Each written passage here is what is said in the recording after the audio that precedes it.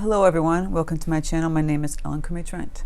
In honor of the very first Christmas card I ever designed, which is this one. This is the actual raw painting that was manufactured and sold throughout the stores in the United States through Marshall Sherman, which is now called Papyrus. This is way back in '97.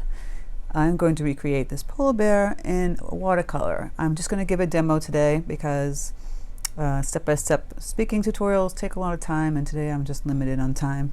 But you get the idea, it's self-explanatory. I also want to let you know that I have an acrylic painting channel. I'm going to put a link in the description box below.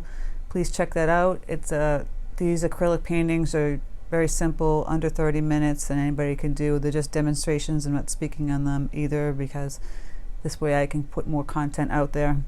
And if you like this video of this cute polar bear, please like, share, and subscribe. Enjoy.